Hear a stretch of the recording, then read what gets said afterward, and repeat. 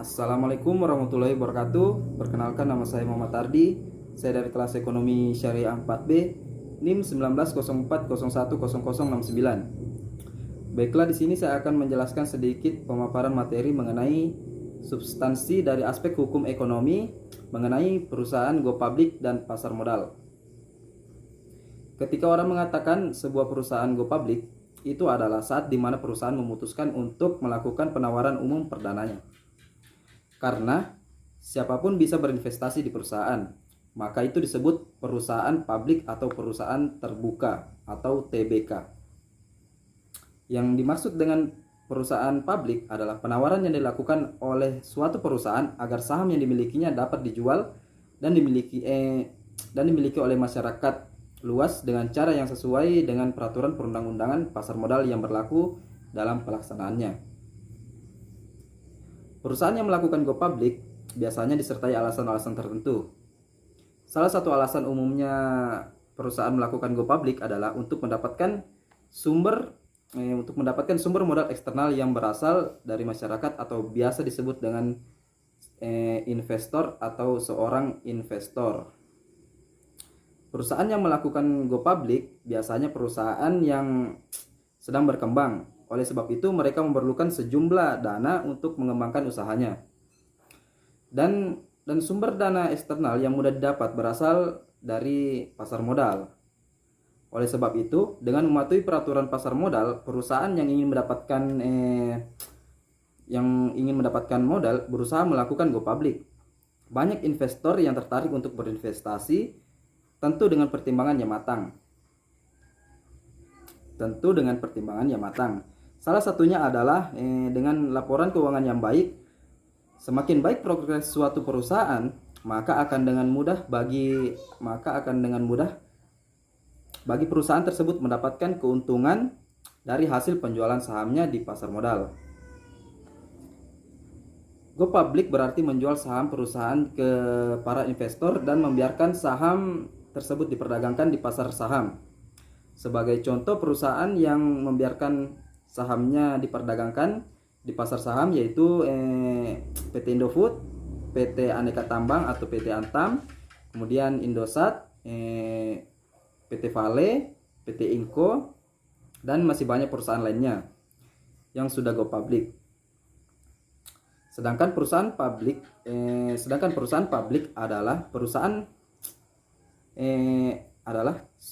proses perusahaan yang menjadi perusahaan terbuka tanpa lewat proses penawaran umum, tanpa lewat proses penawaran umum. Perusahaan-perusahaan terbuka diketahui dengan penempatan kata TBK atau terbuka di belakang nama perusahaan tersebut, misalnya PT Telkom Tbk, dan masih banyak lagi contoh-contohnya. Contoh perusahaan dengan harga saham tertinggi pada saat ini masih dipegang oleh PT Gudang Garam Tbk. Harga saham pada PT Gudang Garam tersebut dengan estimasi satu lot yaitu Rp35.050. Dengan estimasi minimal pembelian dalam perusahaan sekitar 100 lot atau senilai dengan Rp3.550.000, Anda bisa memiliki satu saham di perusahaan PT Gudang Garam Tbk. Manfaat perusahaan go public yang pertama yaitu memperoleh sumber pendanaan baru. Kemudian yaitu memberikan keunggulan kompetitif atau competitive advantage untuk pengembangan usaha. Kemudian yang ketiga yaitu melakukan merger atau akuisisi perusahaan lain dengan pembiayaan melalui penerbitan saham baru. Kemudian yang keempat yaitu peningkatan kemampuan going concern atau mampu bertahan di segala kondisi ekonomi. Kemudian yang kelima yaitu meningkatkan citra perusahaan atau company image. Kemudian yang keenam yaitu meningkatkan nilai perusahaan atau company value. Konsekuensinya bagi perusahaan go public yaitu yang pertama yaitu berbagi kepemilikan yaitu dengan para penginvestor tadi atau seorang investor yang ingin berinvestasi. Kemudian yang kedua yaitu mematuhi peraturan pasar modal yang berlaku. Namun Namun peraturan tersebut tidak merugikan perusahaan, jadi tidak masalah lah sebenarnya. Kemudian materi selanjutnya mengenai pasar modal.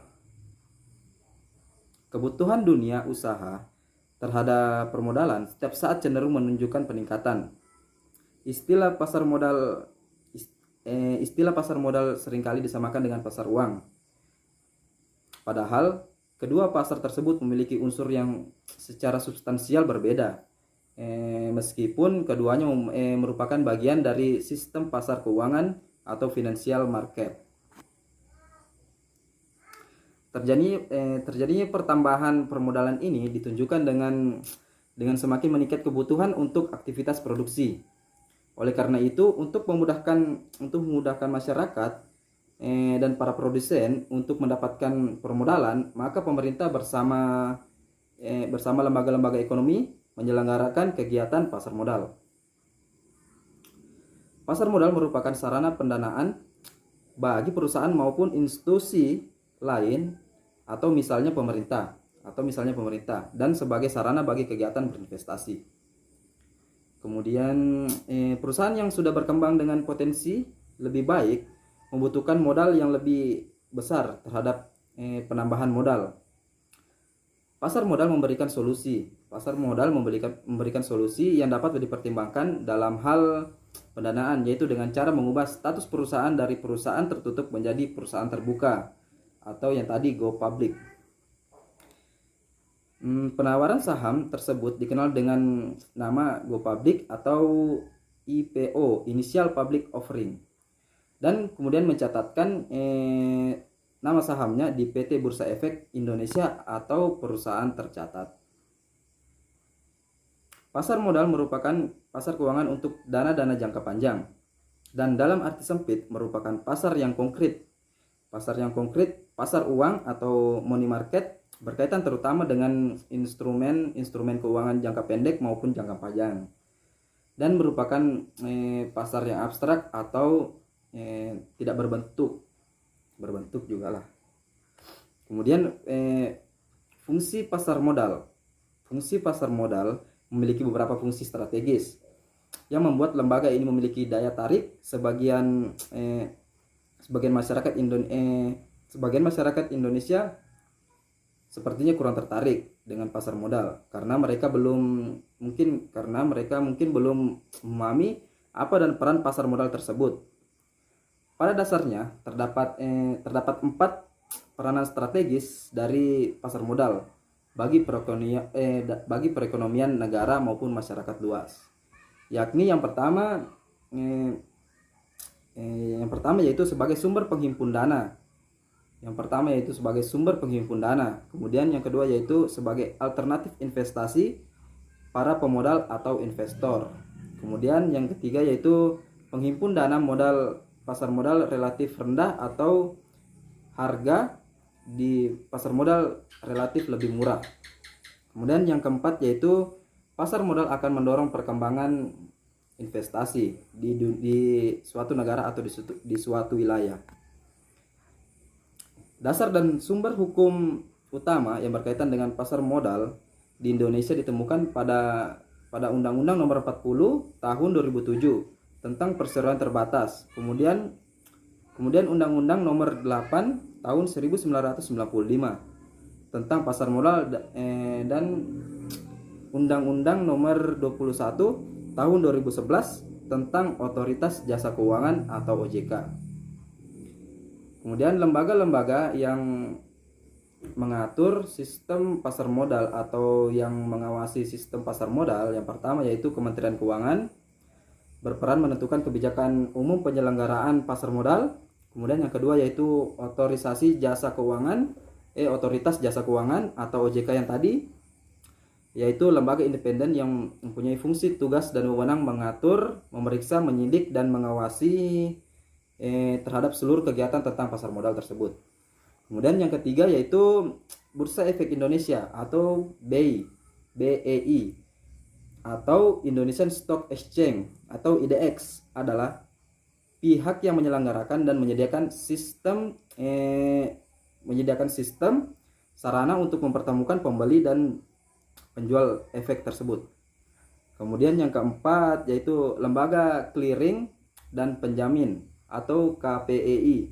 Dengan adanya KPEI, kita dapat memiliki saham pada saat itu juga. Pada detik itu juga pada saat melakukan pembelian saham dan penjualan saham tersebut. Kemudian yang kelima yaitu Custodian Central Effect Indonesia atau KSEI. Pihak ini bertugas sebagai lembaga penyimpan dan penyelesaian pasar modal di Indonesia yang menyediakan jasa kustodi sentral dan penyelesaian transaksi efek yang teratur. Kemudian yang keenam perusahaan efek. Perusahaan efek biasanya merangkap dan mempunyai 3 fungsi, yaitu yang pertama yaitu penjamin emisi underwater, kemudian yang kedua yaitu perantara perdagangan efek atau disebut juga dengan sekuritas atau jasa sekuritas. Sekarang juga banyak itu di internet banyak sudah aplikasi-aplikasi yang sudah menggunakan berbentuk pasar modal yaitu dengan jasa sekuritas. Kemudian yang ketiga yaitu manajer investasi. Manajer investasi yaitu pihak yang menjual produk reksadana, yaitu produk jasa yang berupa pengelolaan dana untuk masyarakat yang bersifat mutualisme atau bersifat bagi hasil. Itulah tadi penjelasan materi yang dapat saya sampaikan. Kurang dan lebihnya mohon dimaafkan. Saya akhiri, wabillahi taufiq wal hidayah. Wassalamualaikum warahmatullahi wabarakatuh.